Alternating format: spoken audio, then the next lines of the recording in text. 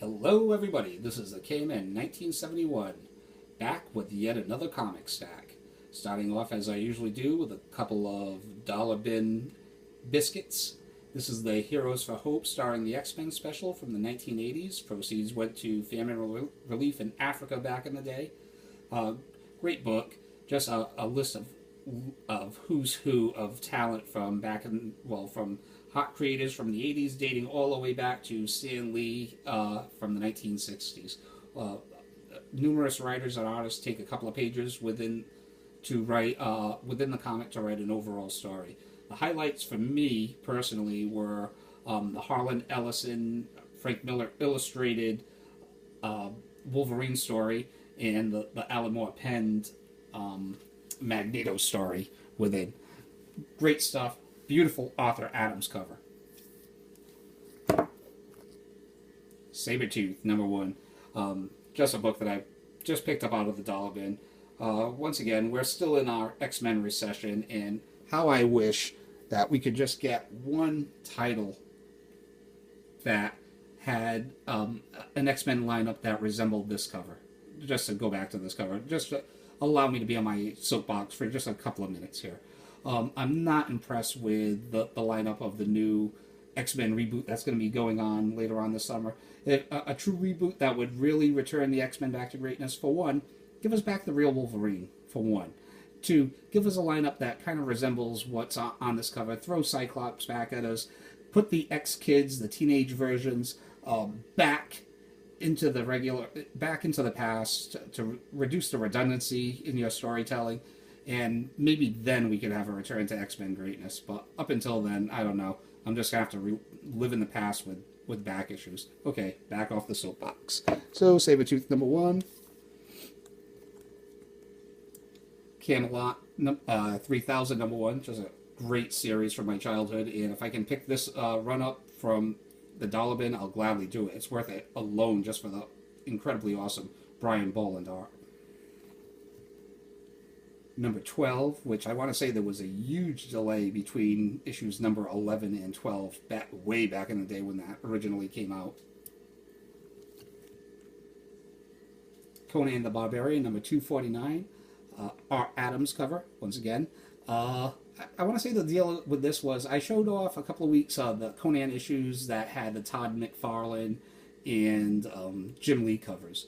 And the deal is basically Conan the Barbarian was dwindling in sales. They just went through a horrible retcon where they basically made Conan a teenager, played real loosey-goosey with the continuity, and fandom just wasn't having it. So what they did with that Todd McFarlane drawn cover issue was they brought Roy Thomas back, who was the quintessential Conan writer, and for comics at least, and they put on some fan favorite artists of the times on the covers to at least try to revitalize sales. I'm not sure if it worked or not. Conan was canceled with issue 275, but they did have some outstanding covers during this time period. So Conan the Barbarian #249, our Adams cover, and #250 anniversary issue. I couldn't resist that, with a Steve Lytle cover. Aside from Keith Giffen, Steve Lytle is my favorite Legion of Superheroes artist. And lastly, from the dollar bin, not expensive by any means. Obviously, it was in the dollar bin. But Conan the Barbarian, the movie special. As I stated last week, I have a very nostalgic spot for these comic adaptations of classic movies from my childhood. Boom! The book that I wanted to put in my haul last week, but I just forgot. God Country #1. This is another example of one of those image titles that's hot right out of the gate. I guess this is going for like $15-20 online. I gave it a read. I thought it was pretty interesting. But I don't think, if you bought this for the sole reason thinking that this might be the next saga or even Seven to Eternity, I don't think so. While it was a good read, it just didn't grab me the same way as, say, Reborn or Seven to Eternity has. So while I will give this a read, unless it's, I don't know, unless it's like there's a movie made down the line about this, I just don't see this as a a long-term investment. As an interesting read, yes, but for the flippers out there, I would flip it when you can. Just my opinion. All right, out of the regular long boxes, Punisher number 3 from his first ongoing series. I'm trying to get like the first 12 issues of Punisher Volume 1. And I have, with this, I'll have the first 5 as well as Punisher number 10, the Daredevil Punisher crossover. So, pretty cool. I am a sucker for Year 1 stories. So, the Punisher Year 1, done by the writing duo of Abnett and Lanning, who I don't believe they write together anymore, but they were responsible for my favorite Guardians of the Galaxy run back in the early 2000s. So I figured I like the Punisher, I like their writing style, why not give it a whirl? So these were all like $2 or $3 a piece. So number 1, number 2, and number 3. And if I dig it, I'll definitely pick up the rest of the miniseries. I also picked up the New Mutants Special Edition, number 1. A lot of Arthur Adams going around in this haul for some reason, which is always cool by me.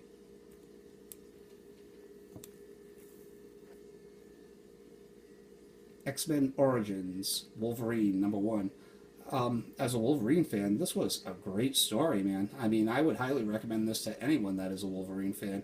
And I ignored all of these X-Men Origin specials when they originally came out, which obviously, especially with the case of the Deadpool issue, I wish I hadn't, because every one that I've read so far has been a really good read. These are not throwaway issues, as far as I'm concerned.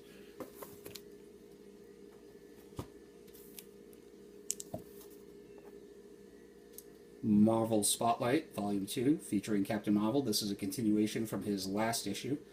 So, as a Captain Marvel fan, I wanted to pick this up. I want to say he was only the main feature on this volume of Marvel Spotlight for maybe three more issues. Hopefully I can seek them out eventually.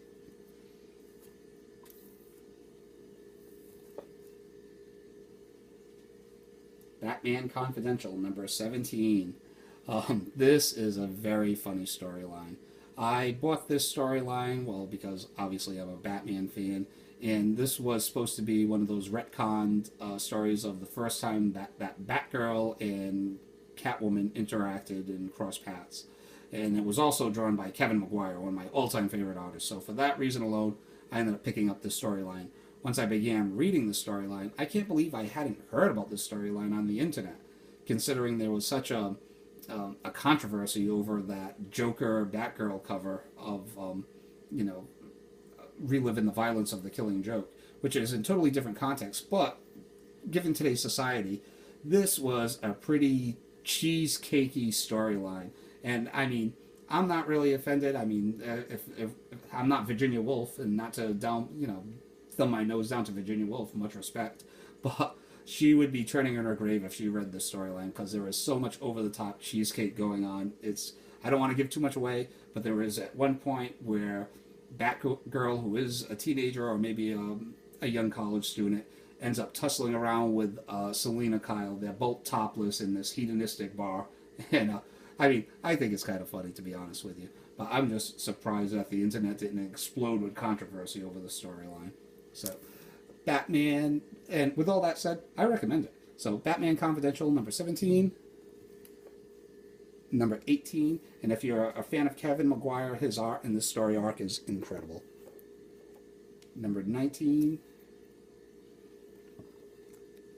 20,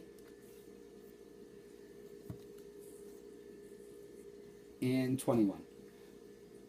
I picked those all up at my local comic book shop, and the one that I get my regular pull list from, so that was really cool.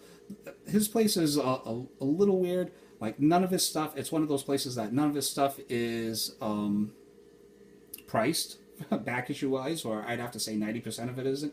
And it's kind of like all over the place. So I've been going to this place for like 2 or 3 years now, and I'm still finding stuff that I'm like, oh, I had no idea this was here. So I only picked these up for a couple of bucks a piece, minus 20%. So really great. But these were on my mile high, like I buy there, Midtown Comics list for a long time, and at my other local comic book shops, I could never come across these. So they're not expensive by any means, but at least for me, they were kind of tough to come by for a while.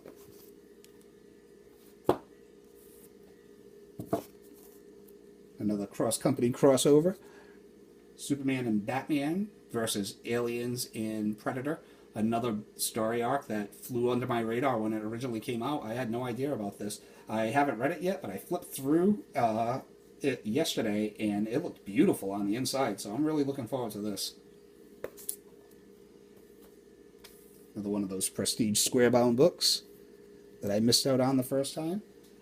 Batman and Superman Adventures, World's Finest, written by Paul Dini. A little wear on the cover here, but for $3 or $4, I can't complain. I mean, it does have Harley, so pretty cool.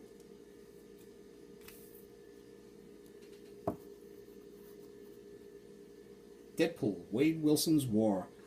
This was, I would say, a little bit under a mediocre level of quality storyline. I was really looking forward to reading it. Once again, it stars Deadpool, Domino, Bullseye, and Silver Sable, so I thought this would be a really good read. And it just was one of those that you get to the 4th issue, and I'm not really sure what the point was. So, it wasn't really expensive. I want to say it was like $16 for the whole set. So, number 1, number 2, 3, and 4. It wasn't by any means identity disc levels of suckage, but I don't know. It was just, I guess, an average Deadpool story at best, in my opinion.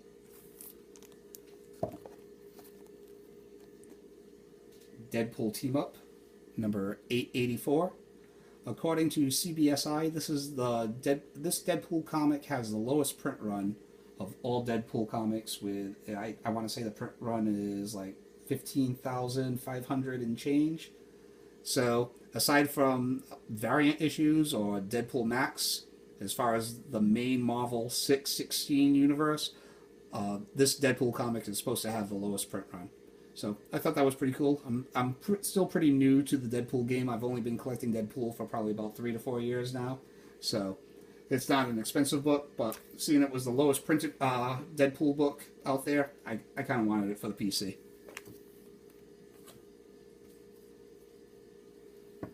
Another Deadpool series that I've been cherry picking, but every time I pick up a couple of issues, I happen to really enjoy them. So, Cable and Deadpool number 43, featuring a Cable and a Deadpool and Wolverine team up, which is I'm always down with. So number 43 and number 44, and this was a really good read, actually, really entertaining. And ending off with the Deadpool books, Deadpool Core number 4. This one has been rough glare there. Let's see, is that better? A little bit. But Deadpool Core number 4, an homage to the classic Guns N' Roses album, Appetite for Destruction. Here we have Core for Life, Appetite for Tacos. Very nice. This was on my list for a while. This is one of those books that I picked up with the Amazon gift card. So, nice to have it. Very high grade, tough black cover.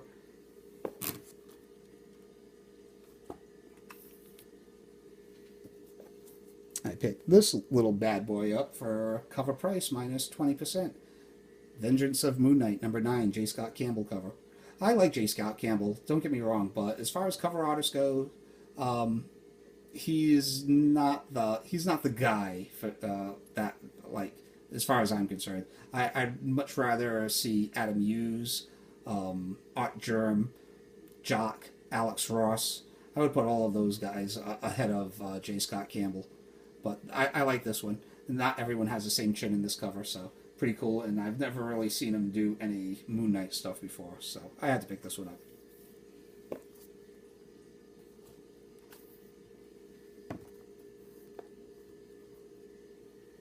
Marvel Milestone Edition, reprinting The Amazing Spider-Man 129, featuring the first appearance of the Punisher. Just wanted it so I could finally read the story. And unfortunately, I was not able to pick this one out of a dollar bin, and I did pay $10 for it, but it is in like super mint shape, so pretty cool.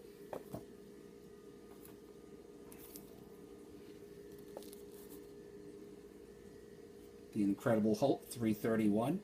Very happy to add this one to the PC because with this issue, I finally have my Todd McFarlane, Peter David Incredible Hulk run complete. So that's been a long time in coming, for believe it or not. So this one had been on my Midtown Comics list for quite some time. It finally popped up this week, so I snagged it.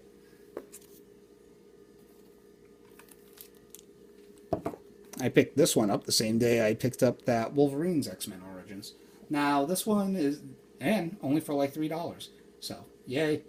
But, not a big Gambit fan, to be honest with you, but this is by far probably my favorite solo Gambit story that I've ever read. So, Gambit, X-Men Origins, #1. This one has really depreciated in value, I guess, since the Gambit movie is kind of in limbo, hiatus, however you want to put it. But it still goes for about, I don't know, between 15, 20, 25 bucks.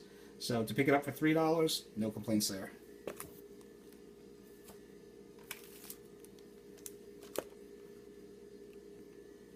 Last week I showed off the last issue of Marvel Premiere, and this week I get to show off the first issue of Marvel Premiere. Unfortunately, for total disclosure though, I don't know how good you can see that, but that corner is pretty chewed up. That long cover crease right there.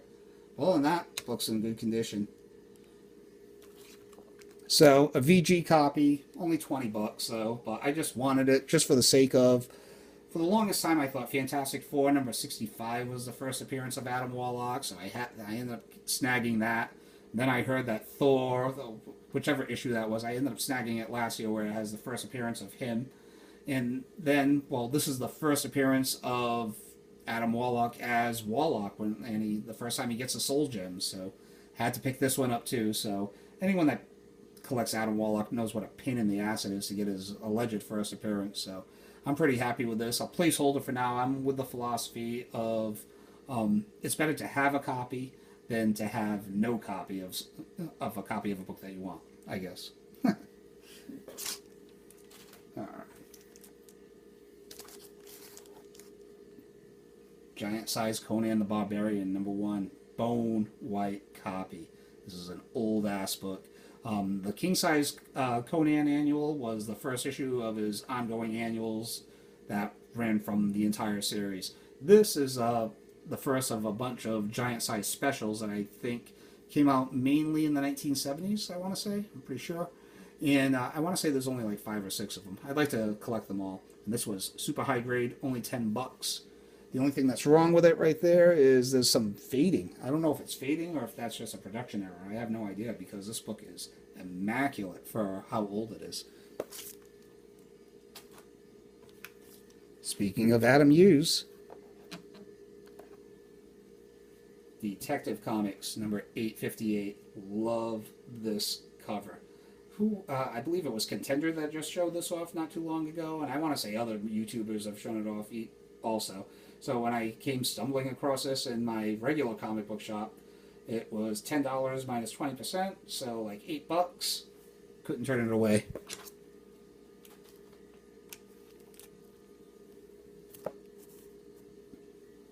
Another heads up from CBSI. They do, well, I'm sure everyone knows here, but just in case there's someone watching that doesn't know, CBSI just about every Friday, or at least every other Friday, do a top 10 comics. And within that top 10 comics, they usually give 2 honorable mentions. And this was one of the honorable mentions from their top 10 comics from, I want to say, last week. So luckily, this was still at my comic book shop this week, so I picked it up. I don't pick up Harley Quinn. I stopped picking up Harley Quinn probably with issue #5, I want to say.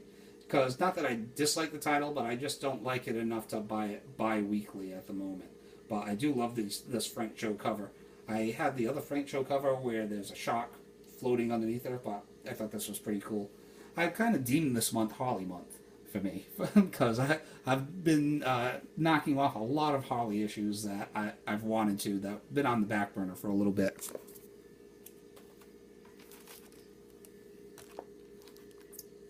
Here we have Harley Quinn number 10 from her first volume, where that is actually Harley Quinn dressed up as the Barbara Gordon version of Batgirl.